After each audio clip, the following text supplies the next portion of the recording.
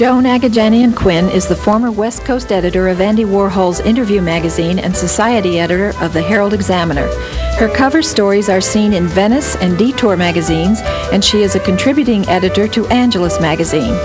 For the next half hour, Joan will bring you inside news and views on society, art, film, and the exhilarating worlds of these multifaceted people. Here is Joan Quinn. Actress Sally Kirkland has won a multitude of awards. She was nominated for Best Actress for the Academy Awards in 1988 for the aging Czechoslovakian actress in the film Anna.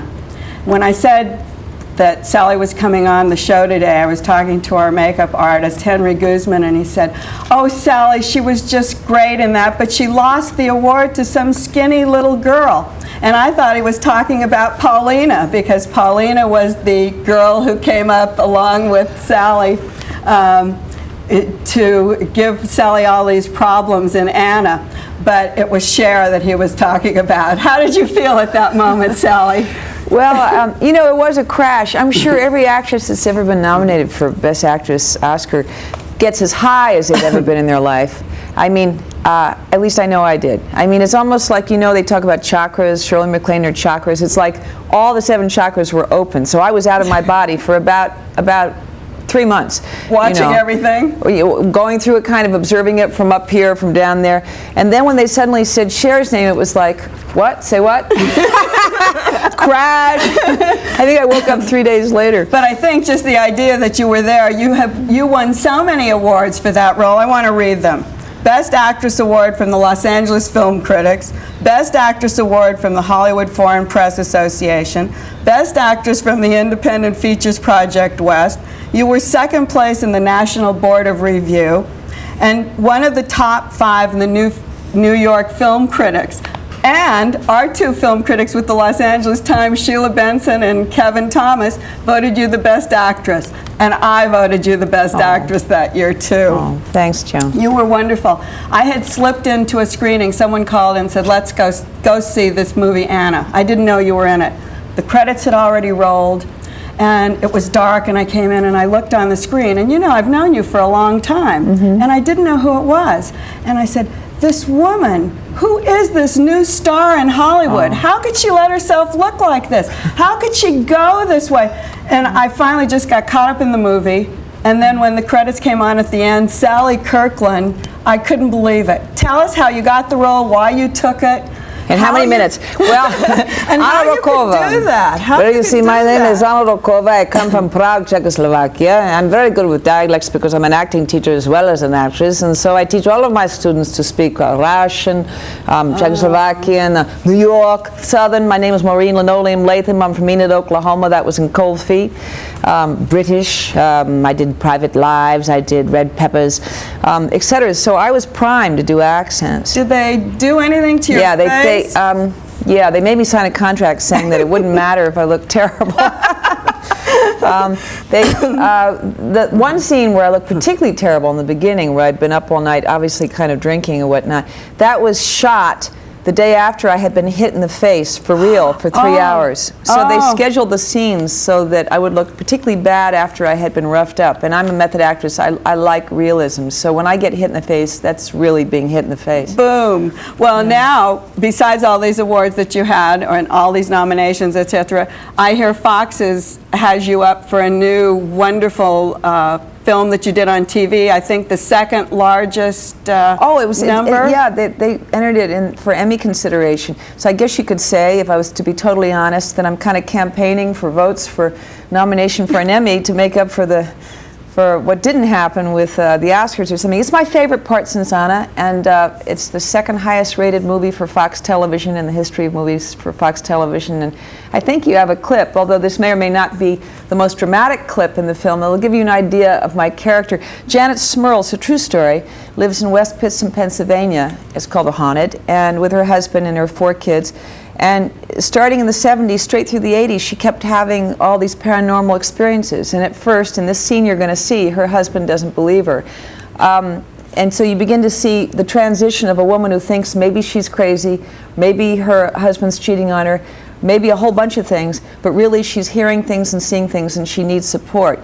The end of the story is that her husband and family and 28 witnesses did see and hear it all, and so eventually she went on talk television. She went up against the Catholic Church. I think Cardinal O'Connor coming out in the sense of, yes, we do exorcisms, was possibly an event that happened because she did all of what she did a year before. So we're going to see that now? No, you're going to see another. What part are we going to see? You're going to see the turning point where she's confronting her husband and asking for help, and he's thinking she's crazy. Let's watch and see. The Haunted.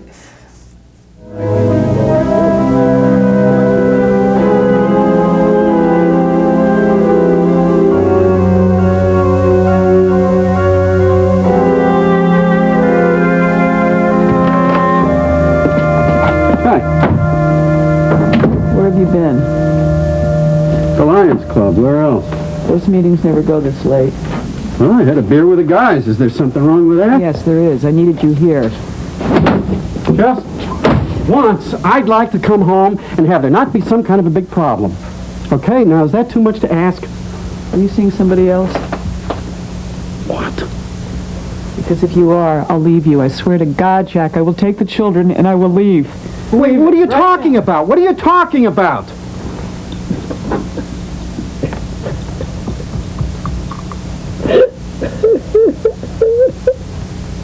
I don't know. What the hell's going on here? I heard voices. Voices? And footsteps and doors slamming. Whose? Nobody's. There was nobody there. There's never anybody here when you're here, Jack. They only come when I'm here alone. They who? Who are you talking about? Huh? You think I'm crazy, don't you? I didn't say that. No, but you think it, don't you? Well, I'm not. If you don't believe me, you ask your mother, because she's heard it too. Jack, there is something terribly wrong with this house. I want to get out of here right now. I want to move. So that's what this is all about? You want to move again? Yes. We can't. Why not? Because we can't afford it. Every penny we have is tied up into this house, and with my mother's heart, she wouldn't even survive a move. Jack, I'm scared. There's something wrong here. There is something happening to us. No, there's nothing happening to us, Janet, so just forget it. We're not going to move.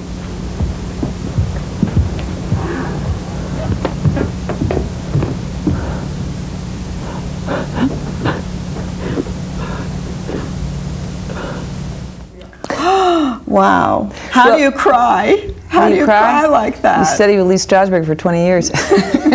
No, I thought, you know how you cry? Oh, how do you? It's simple. I would love to be married to the love of my life, and I'm not.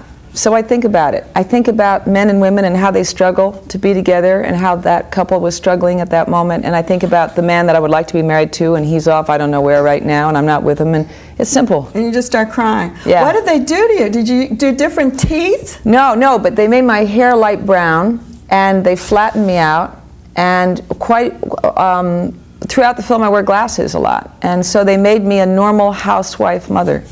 Well, in Piston, Pennsylvania. That is a very strong performance. I mean, as strong as the other one that You're prejudiced. I love. I know I am, but I think we've been around together long enough so that when I telephone you, the other day I heard you say, if it's bad news, I don't want to hear it.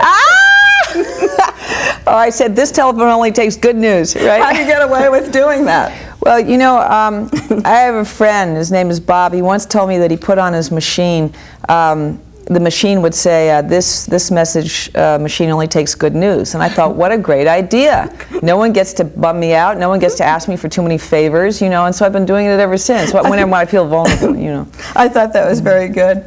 You've worked with Michael Caine, Kevin Costner, Dolly Parton. No, not Dolly Parton. Oh, you didn't? You played the role that she... In Steel Magnolias, right, in the pilot that unfortunately didn't get picked out. James had a lot of great Jones, leading men. James, a lot of them. Is there someone that you would love to play opposite that with? I haven't yet. Mm-hmm. Well, I starred opposite Robert De Niro on stage, but I would love to star opposite him on film with either Marty Scorsese or Oliver Stone or Ron Howard or, gosh, Mark Rydell, Sidney Pollack directing me. There you are. Maybe you'll get it this time. Do you believe that any publicity is good publicity? Do you think there's a way of sifting it out? Well, yes and no. I think it's really kind of unfortunate what's been happening with Michael Landon, and what he said on television is true, that the media can be used to raise consciousness or lower it or scare people. And for me, all publicity has been good publicity because I was born on Halloween. No. No, because I like being original, and I don't care really what people think of me, because I kind of have fun with me.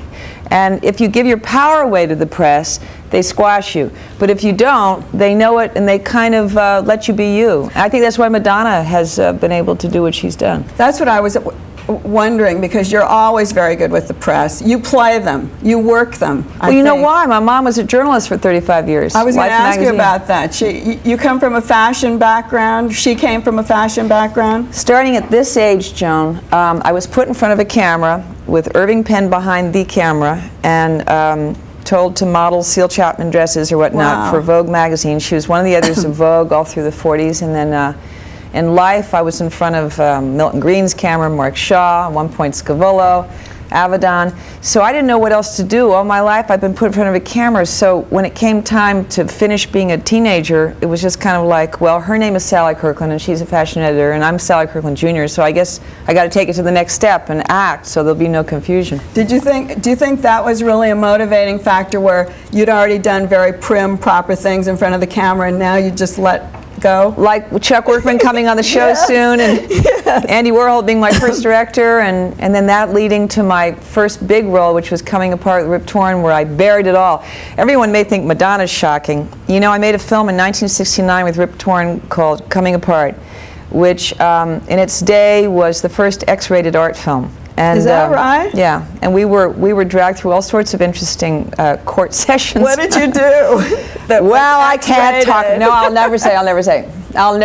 Let's just say that Madonna had predecessors back in the 60s. Well, you've made 40 TV shows, at least, 40 major motion pictures, 30 stage productions, and you No, 80 stage. Oh, wow. There's 35 films and 30-something television films, and 80 stage shows. All it means is you've done a lot of work. I may have the numbers means I'm still not married, Joan. But were you married at one time? Twice. Poor things. I went to your wedding. Which one? The one where you were living apart. The one where I got those wonderful black singers singing "Bring Me to the Altar." I'm gonna get married. My poor husband. That was Mark A. Baer. He was a radio producer, jazz producer, and prior to him, Michael Jarrett was a recording artist for Playboy Records when it existed, and had 2 Go records. I love musicians. And he lived in Miami, though, and you lived here. Yeah, the second one. I went back and forth. You also teach children's community I belong awareness. to StarServe for President Bush and Barbara Bush, Students Taking Action, Responsibility, and Community Service, and I teach insight training seminars, and I'm on the board of the honorary board member of the Institute for Individual and World Peace, and we were over in the Middle East. I met Gaddafi, I met with Mayor Teddy Kollek, I was there when Kuwait was taken, and I was sitting there saying, Americans want peace. Yeah, I was right there. You were there right at that time? I was there all July and August. You're incredible. And I don't know how you even found the time to talk to Chuck Workman, who's our next guest. Chuck Workman's my director. I better find the time. To talk to Chuck Workman, and who had you really as one of the stars in the movie Superstar, The Life and Times of Andy Warhol. We'll take a break, and Chuck will come back with us. You're great, Joan. Thanks.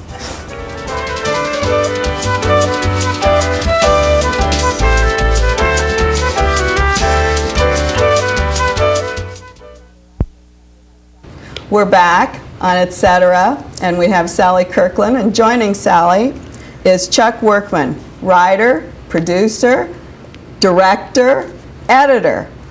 Chuck started his career as a TV commercial person. He won 3 Clios, which is the top award you can win in TV commercials, and 20 years later of filmmaking, he was awarded an Academy Award for his short subject, Precious Images. Right.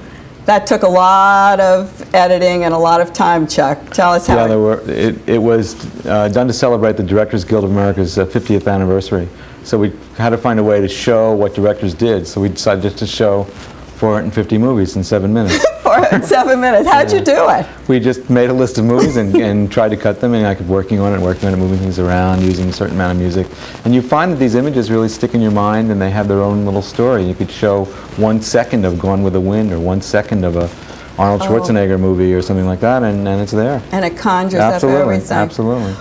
Give us a quick trip from the Clio to the Academy Award, encapsulating your career. I started in commercials, as you said, and I did trailers. I did a lot of coming attractions. How did you get into that? Just from the commercials? I don't remember. I think I had a job, and they did it. I also did toy commercials. I did record commercials. I did all sorts of commercials, and trailers. I did anything where you could get an immediate result, where you could sort of sell something and see it, and where there was a lot of craft involved, and I like that. I like to fool around a lot. I ended up doing a lot of good trailers, Star Wars, Close Encounters, and so from there I sort of try to get into shorts, and I do documentaries and But how'd you get into documentaries then? Because documentaries are a little bit different than making a film or doing a trailer. You really have to know your subject. Right. Well, the first documentaries I did were those behind-the-scenes films that you see sometimes on TV, you know, the making of this, the making of that. Oh, that's how you started. Right, and Those I've done are the making of great. The Deep. That was the first hour show of the making of a movie.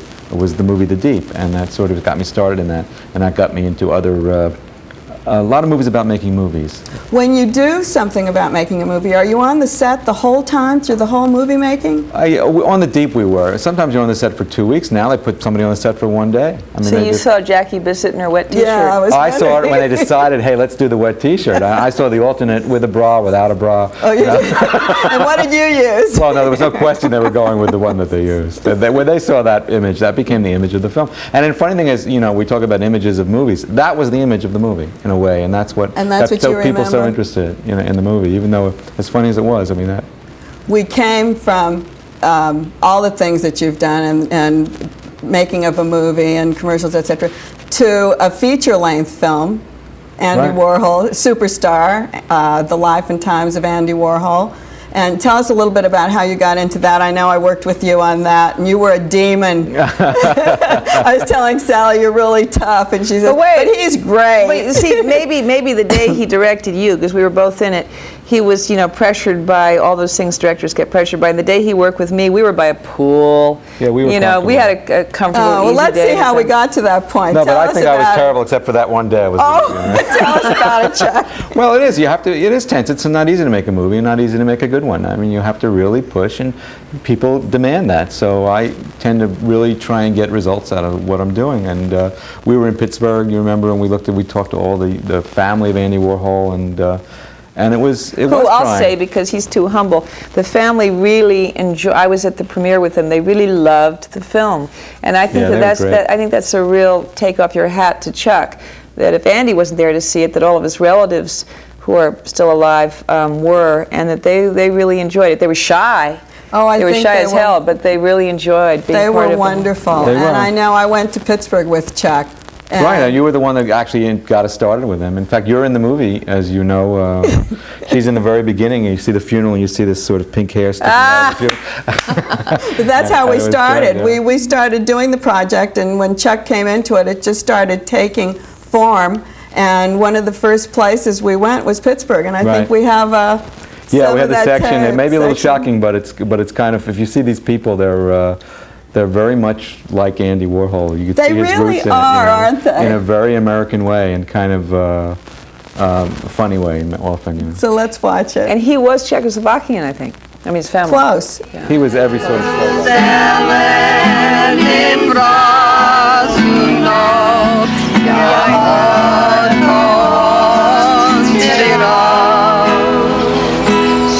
I'm Christine Foley, and I'm Andy Warhol's first cousin. Amy? I'm Amy Passarelli, and I'm one of 8 girls that are cousins of Andy Warhol. He was very shy, and he was different. Huge.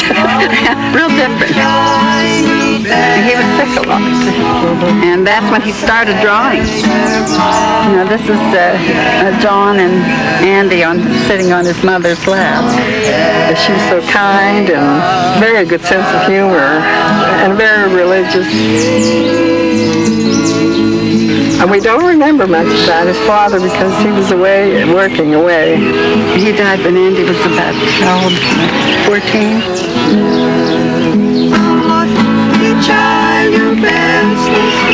Miss Christine. Here's me with Calvin Klein.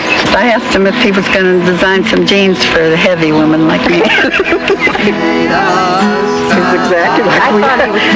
When we read some of his philosophy, we laughed out loud because we didn't know he was so much like us. Like a little bit odd. We're not odd. We just have a lot of fun. Don't you think Andy would have enjoyed it if he came here for a break sometime? He's here in spirit.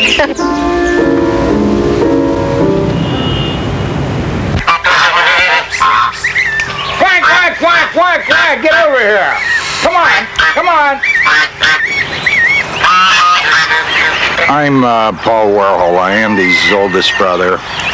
I'm 6 years older than Andy was.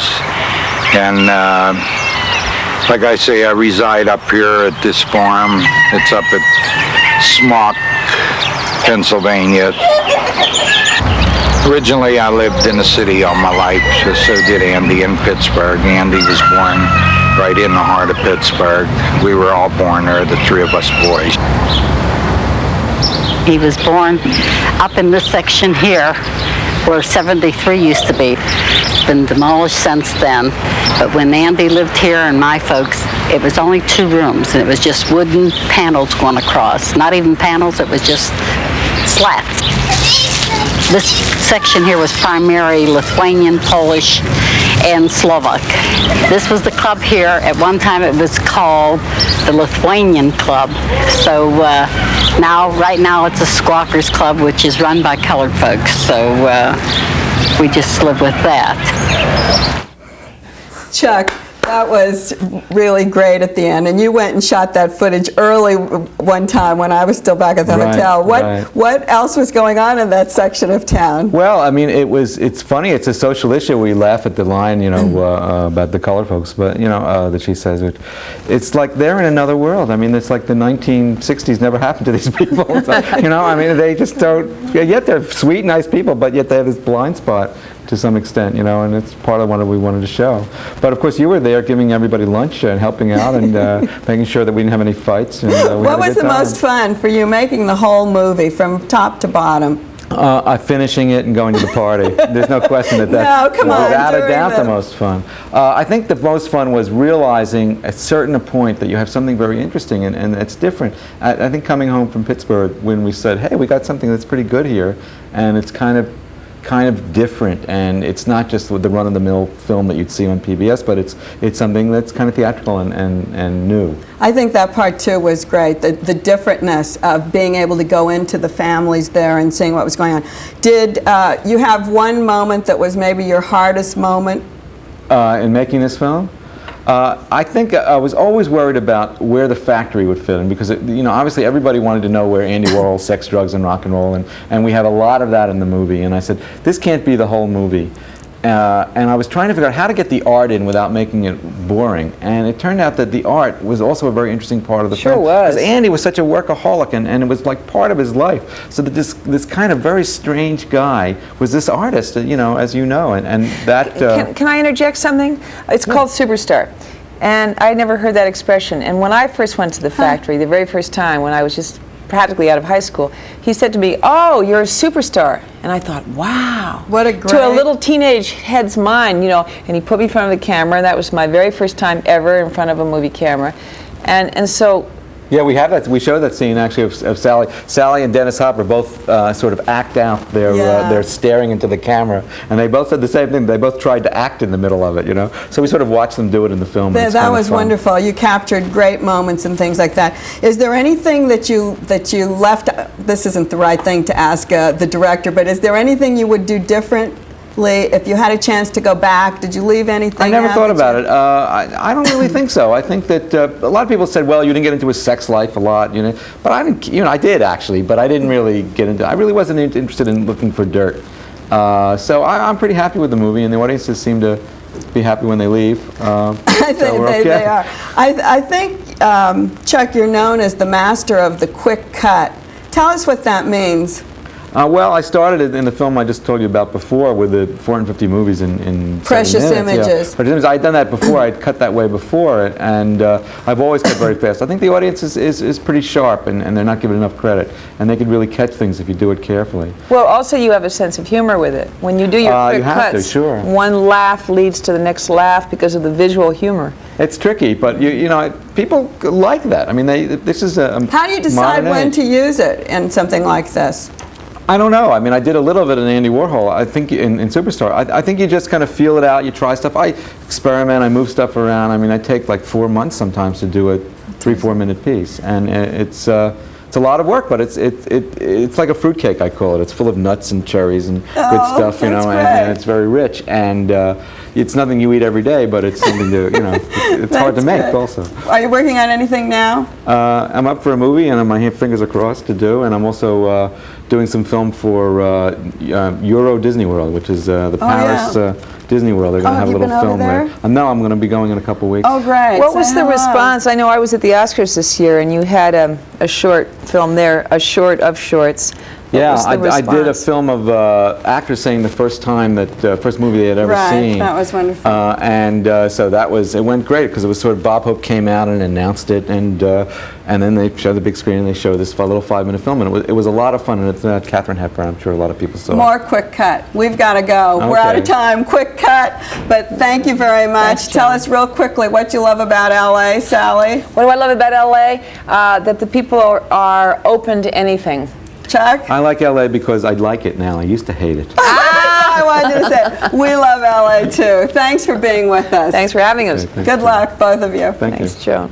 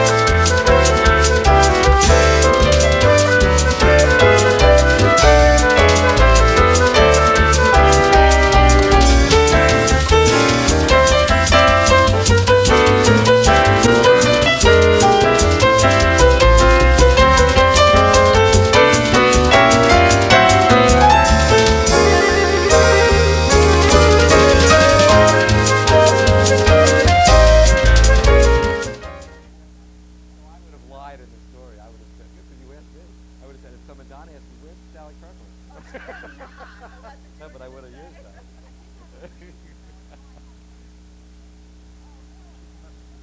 Yeah, okay.